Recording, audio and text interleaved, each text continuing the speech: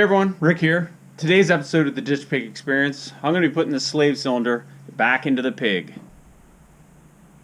As you guys saw in the last video, I got the slave cylinder taken out of the truck, tore it apart, and realized that the O-rings I had ordered were the wrong ones.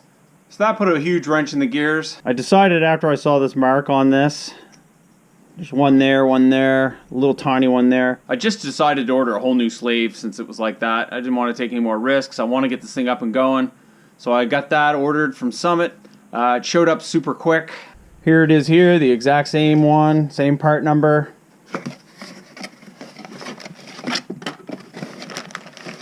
Then we know it's going to work properly.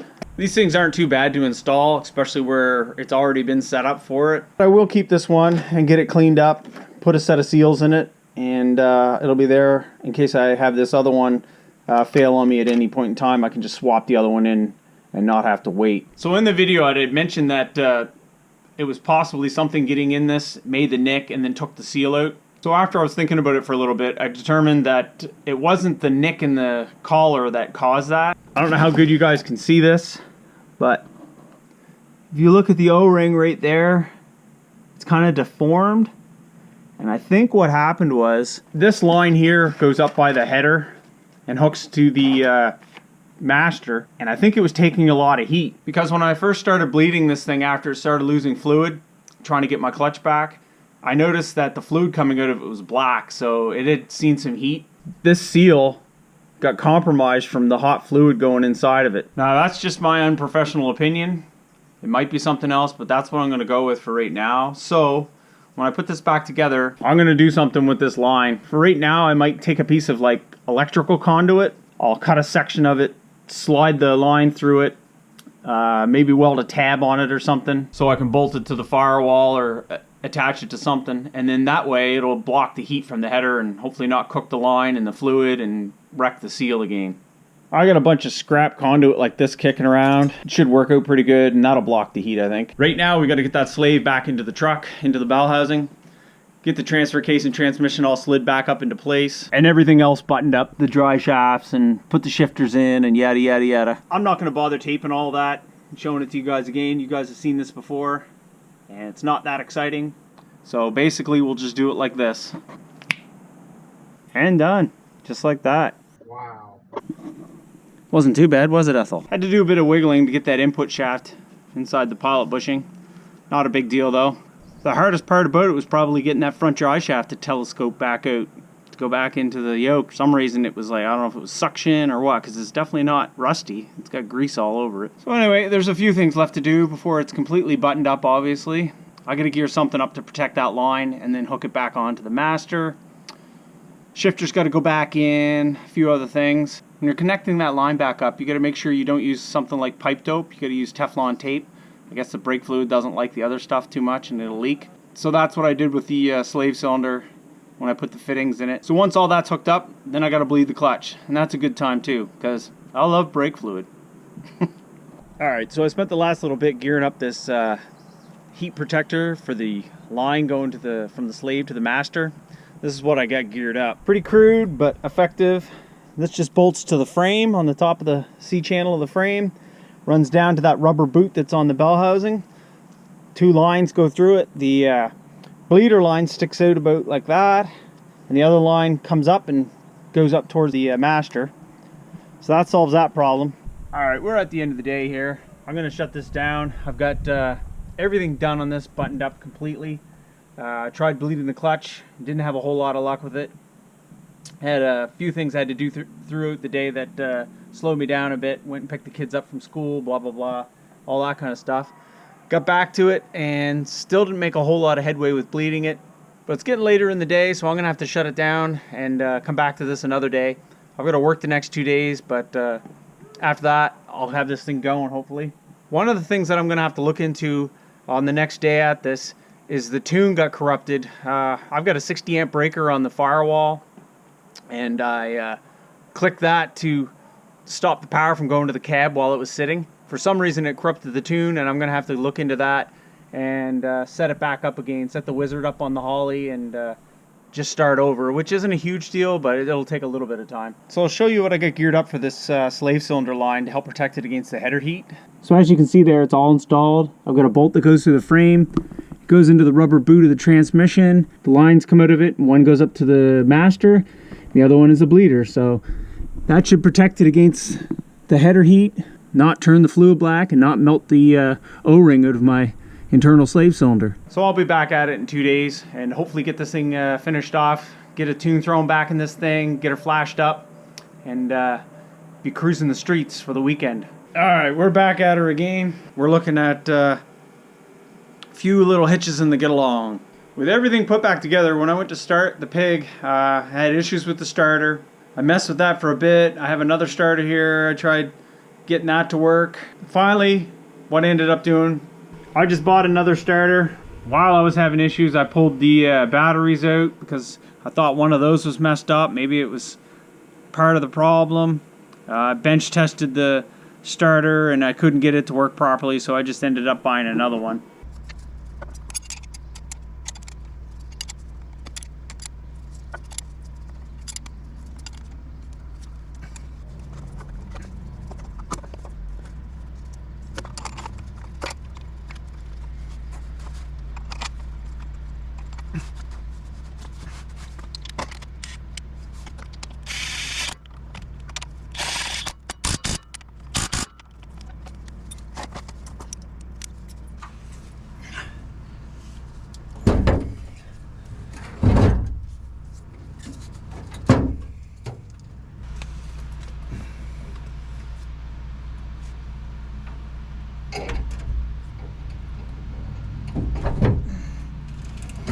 Okay, it's been a hell of a go, boys, trying to get this thing geared up. Was underneath this thing, putting in the starter, and I happened to recognize, oh, like all 20 of my motor mount bolts and cross member bolts were loose. So I got those all tightened up. We're gonna give her a flash now and see if we can get the thing to start.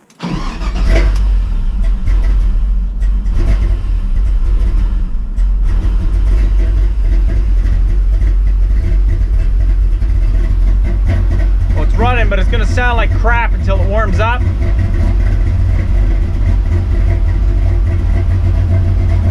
Because there's no tune in it whatsoever, right?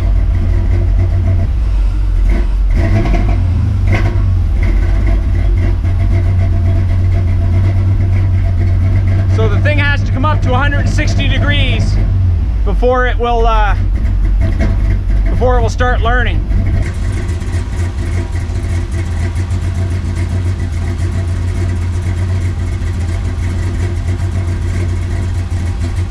Okay, so I got this thing running and it was running like a bag of crap, which it doesn't run great when you first start them up. But as I got looking at it, it kept telling me my target air fuel ratio was 12.5, and I'm like, no, I've got it set at 15.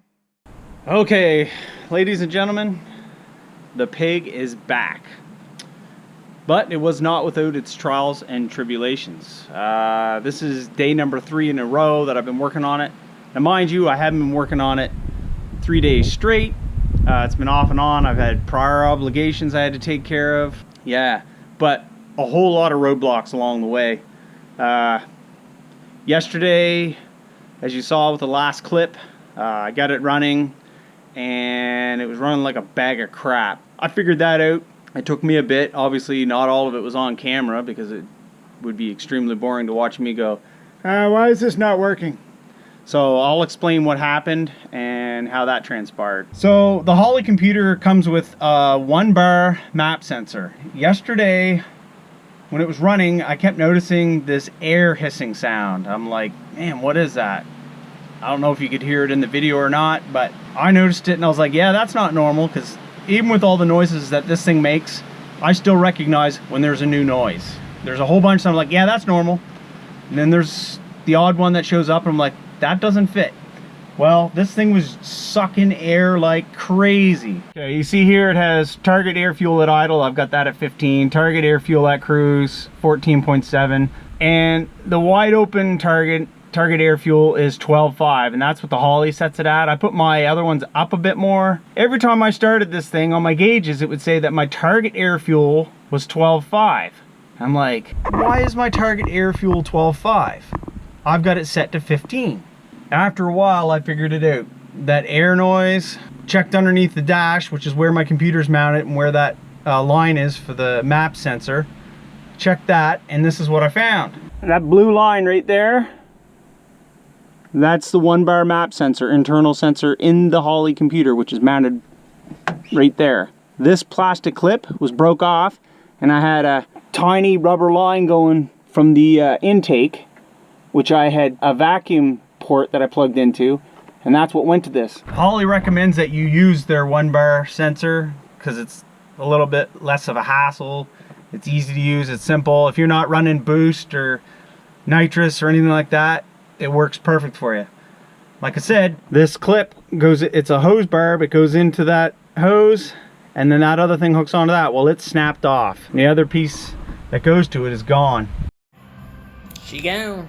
So that's where the air leak was happening, vacuum leak, and that's why this friggin' thing was saying target air fuel at wide open, because it was just drawing all this vacuum, a leak, and it thought that it was wide open. The way I fixed that, at first I had something plugged into that blue line, and that didn't seem to help a whole lot. I mean, it was better, but I just couldn't seal it up very good. So this has a factory map sensor on the intake right here. So I had this unplugged before because I wasn't using it, because I was using this vacuum port. I just plugged this in and see if I could get that to work. Okay, which brings me to the next issue that I had, and I'll show you here. Super simple, multi-port fuel injection, LS, 8 cylinders, firing order, cubic inches,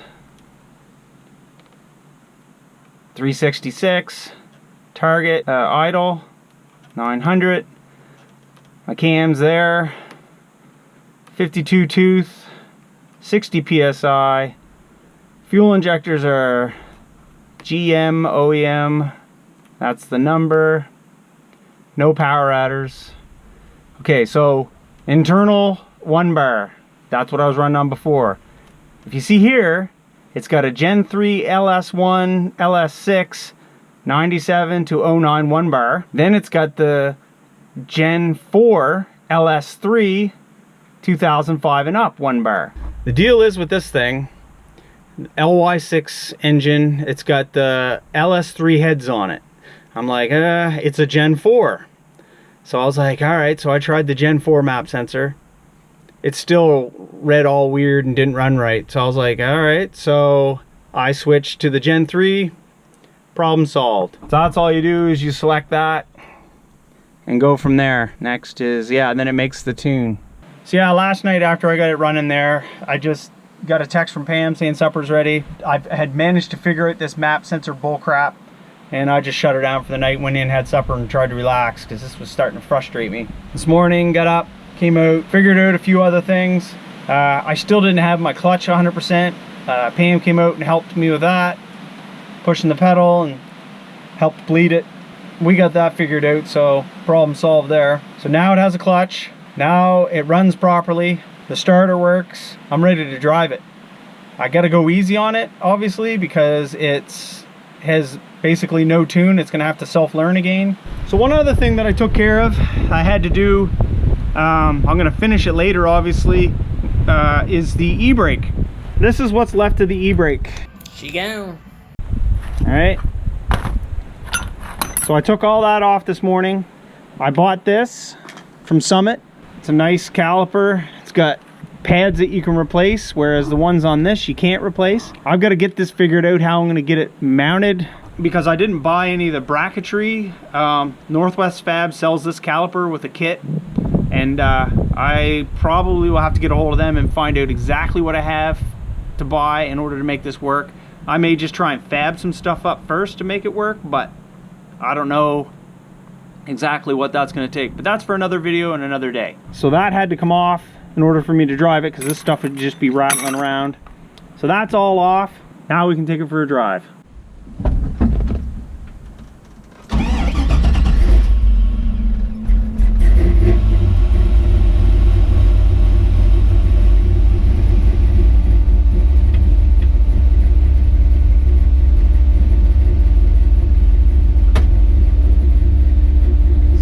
thing I'm probably gonna have to fix on this thing's a fuel pump, because it sounds like crap right now for some reason. I don't know what the deal is, but it doesn't sound healthy. Let's take this thing for a drive. It's been way too long.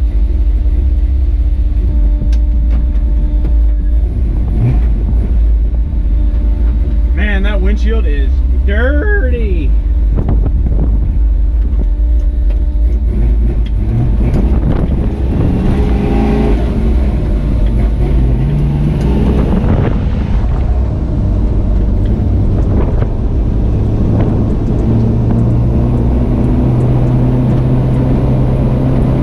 Not too bad.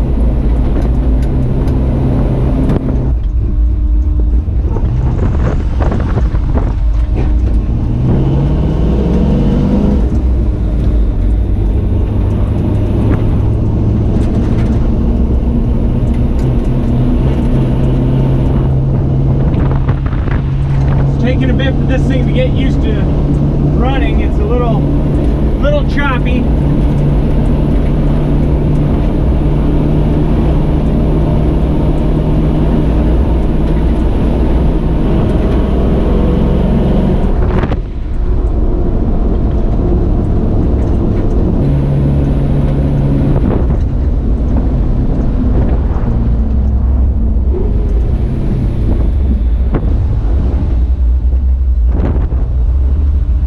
Well, I stopped in to visit you, Andrew, but you weren't home.